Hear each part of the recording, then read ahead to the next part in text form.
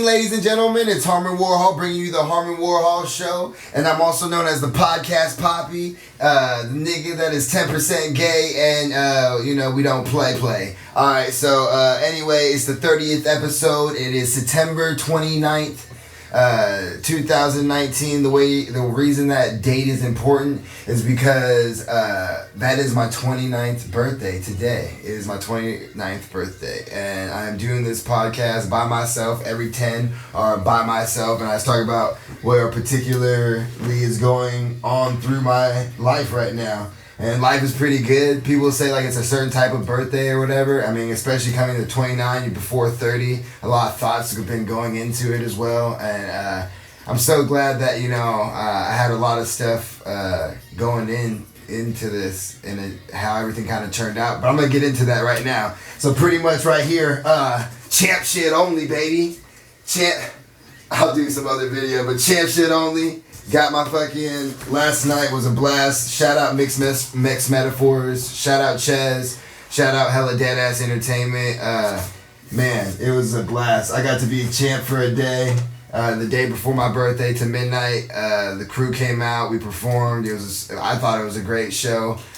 Some things could have been better or adjusted or whatever, but that prepares us for the future of what we want to do and take it. And I'm just so glad to have all that support of all those guys. And so last night Mixed Metaphors did the rap battle, talked a lot of shit, you know what I'm saying, had fun though, it was all good fun. Thank you for the Mexican Heritage Center for throwing the event. It was a beautiful venue. It was great. I hope everyone likes the clips that we got. Thanks Kyle for shooting and Steven. Thank you for using my camera while I got to play. I didn't have to work, so it was great. I like to be in front of the camera, but I also kind of just like organizing things, with the ideas. Hopefully cuts up good. I haven't even seen it yet. I'm just hoping that it's all good, But it was great. I won the first 2 rounds. Third round, shout out to all the guys in the event. I can't remember everyone. I think it was Raj. What's his name? That's his name. And then there was Illmatic Eye,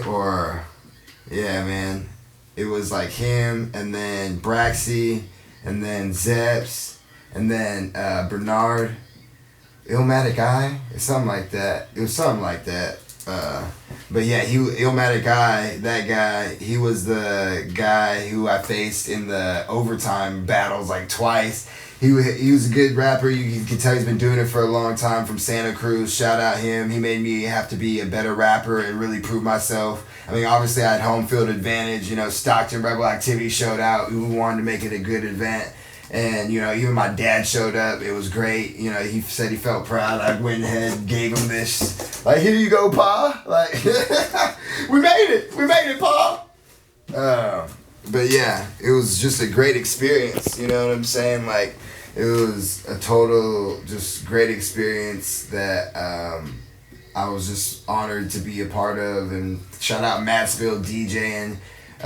But yeah, so like in the second round, first round came out strong. I was doing all the over-the-top stuff. I jump on stage, you know what I mean? I'm just a fool. I'm silly, you know what I mean? I go full retard, you know what I mean? Have a good one, full character.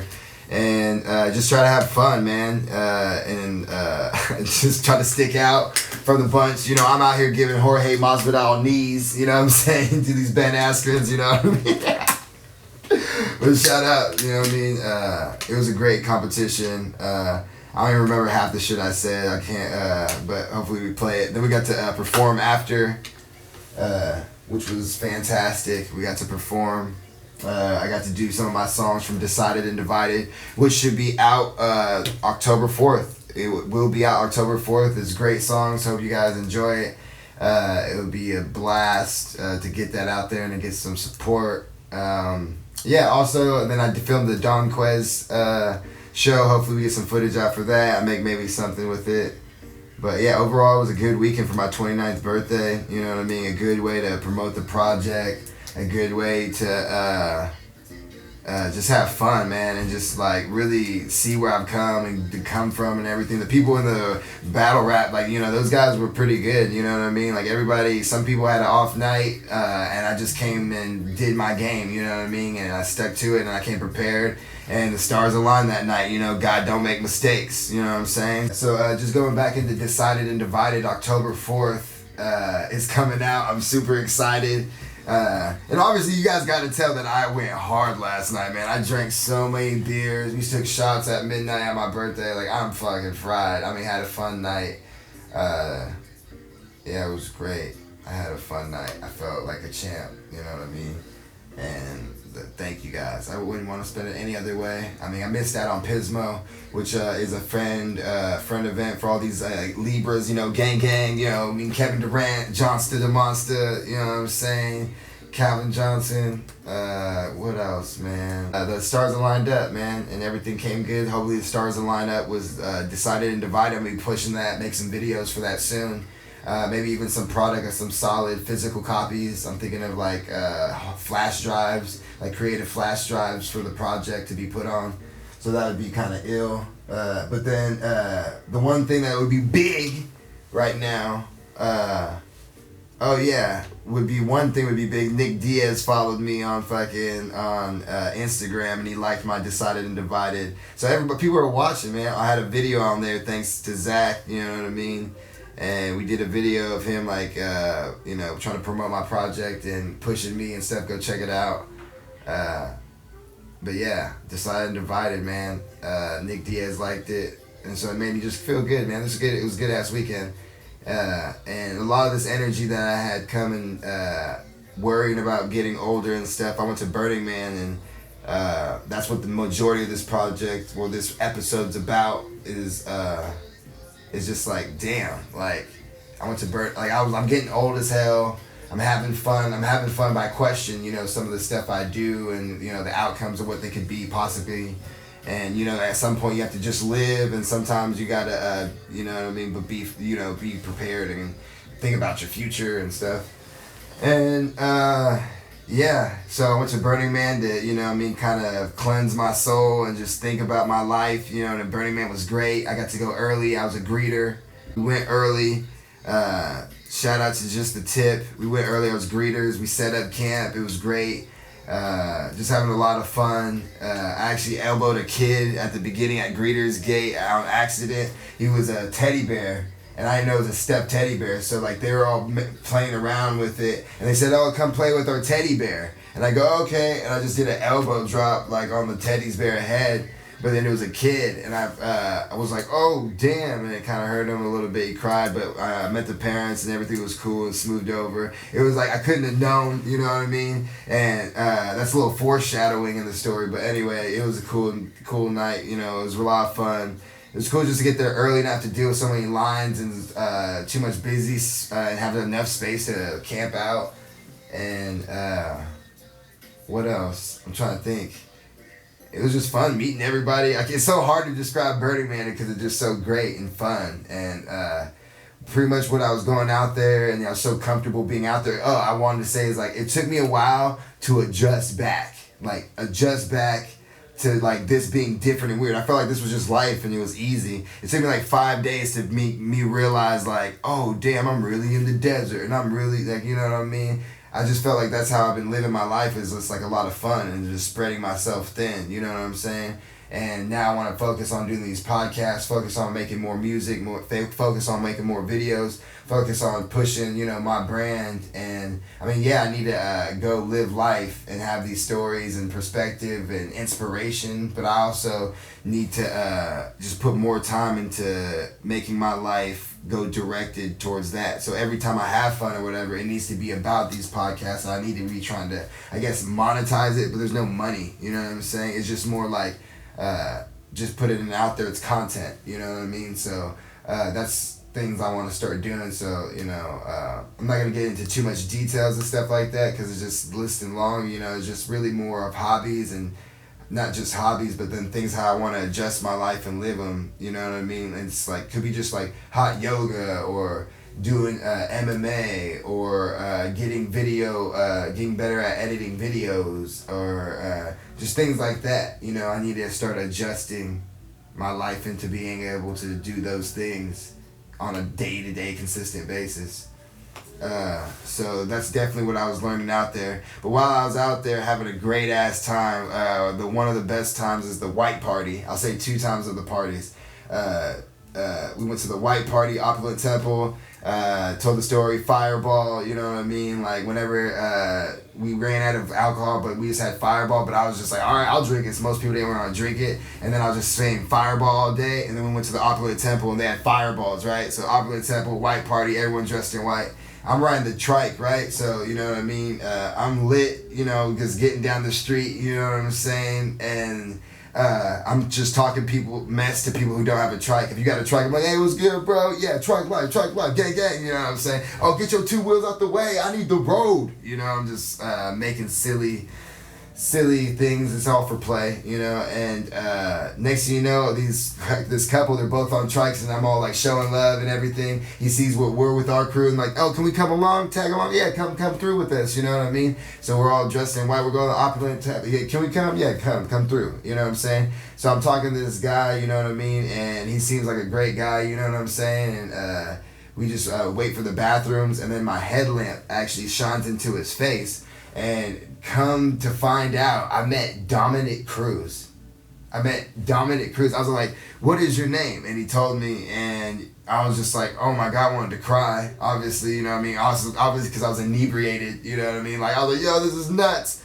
I met Dominick Cruz, man, and he just said he was out there, he had free time, you know, and his coach told him to... just to take the time off, and he took that advice from his coach, and I thought it was great advice, you know, I mean, taking advice from other people around him, and he actually telling Derek Brunson, you know, to have an overall coach, you know what I'm saying? So it made me just think about the coaches in my life, you know, like my family and friends, you know what I mean? I use them as coaches, you know, because I don't hang around, or I don't like to be around people who don't try to make me better and who are afraid to tell me to make me better, because my feelings come second to me being a better person, you know what I mean? So that's what I want to be around more, and that's what I learned more of Burning Man, and that's what I learned from meeting that Dominick Cruz. I mean, none of my friends and people in my camp gave a damn about him, but it to me it was so great, you know what I mean? It wasn't like because he's famous or whatever. It's just because like I wasn't even that big of a fan of Dominick Cruz, but just meeting him and being there and just realizing like how like someone who's doing so many big things, you know, would be interested in just hanging out and chilling, you know, even given the circumstance at Burning Man, you know what I mean? So that kind of just opened my eyes that day, and just a lot of things, and made me want to cool down, and you know what I mean, made me want to get back home and even do better things, you know, like, so when I go out to Burning Man or do these other things, it means so much more, instead of just like, oh, it's whatever. And that's probably why I won't be at Burning Man next year. And I mean, I'm not going to be making it a mission to go next year unless it really just finds me. But honestly, I want to just take a break from a lot of those things. Or maybe I do go, and maybe because I feel I put so much work in this coming year, you know what I mean? But I really don't feel like I deserve to go. I feel like I've been doing a lot of fucking off, and I definitely could put time in right now just to get better at doing this shit. And that's better for me and better for everyone else, you know what I'm saying? So anyway, but Dominick Cruz, we go to the Opulent White Party, and it was fucking sick, and it was so dope. Like, he was just he didn't know what was it about, so he saw all the people in white and was like, damn, this is dope. And then he sees the fire and everything. We get right in front of the stage, right by the fire. People are up on the stage, we're saying what's up to him and everything. It's fucking sick as hell. We're dancing, making out with people, you know what I'm saying? And it was a great time. And then on Friday, I'm making it a ritual now that every Friday I bring that big bottle of Hennessy, and I dress in my Rick and Morty costume, but it's just Rick with the Rick costume from Rick and Morty. And I had the gun, and I have a bottle of Hennessy, and so I'm Nigga Rick, and it's just dope as hell. We went and got our pictures taken in the yearbook.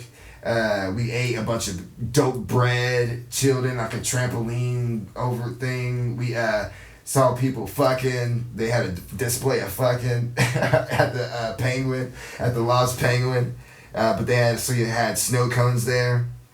And then also our friend Matthew, he told us about, hey, yo, there's a place that does techno and burritos. And we were like, oh, okay, for sure. Let's go. And you already know though. You saying, all right. So anyway, we go ahead and go, and we get there, and it's mojitos. And we're like, oh shit. So we're like thinking like burritos, mojitos, and motherfucking techno. You know what I'm saying? And we could go ahead and head over to the spot, and there is no burritos. He just, I guess when he pronounced it, we just thought burritos because we were just hungry.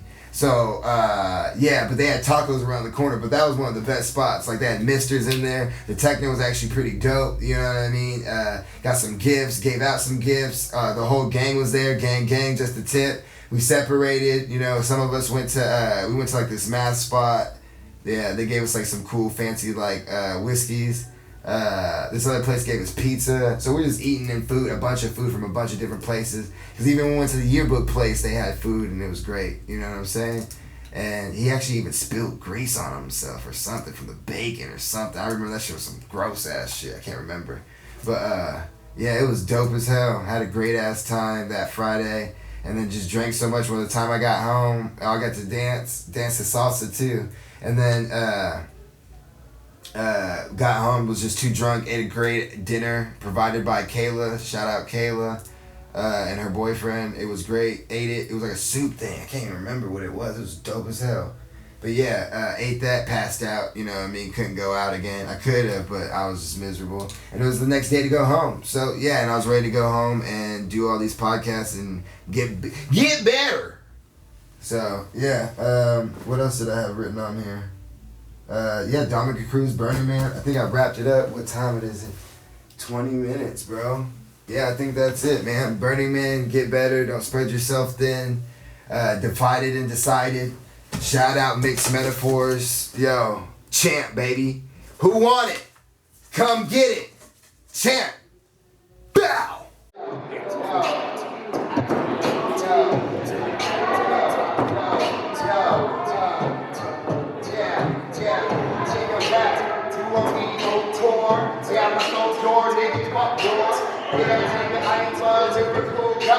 I ain't the real thing, you are a facade. Excuse me, who am like the facade? I drop these lyrics off the top, man, you fucking amateur. You ain't like studying your lyrics. I hope you learn from a legend like lyrical. I ask for forgiveness. I wear better pants. I take my little dance. I bring the room and the crown, I'm programmed. Yeah, nigga, I go up that sound. Man, you said it, nigga. I hope you keep lyrics and respect a woman as a fact. You 100%, man, you ain't fucking like hip-hop. You sound like the same MC, but not like me. I'm probably crispy clean. When I bust rhymes, they say, man, that's unfair. When you bust rhymes, you bust your rhymes without hair. Stop fucking selling. You are a snake like snake. Goddamn, what you yelling? Man, I hope that you fucking know you. But you missing me. Somebody call you out like fucking like Shinobi. You're a fucking amateur. It's nothing like a Stockton. Help me see the Cruz to get fucking stopped with a Stockton. Oh, yeah, Shinobi. Big nose, Shinobi. Yeah, nigga, bought you out anyway. Kobe. Yeah, nigga, why you crashed out? Last ball. Now, first of all, I don't be doing no crap. And I really don't be drinking like you. That's just fact. Travel different cities. Show the love like the hip-hop. You stay in the same city? That's not good for fucking hip-hop. All right, make some noise for this freestyle.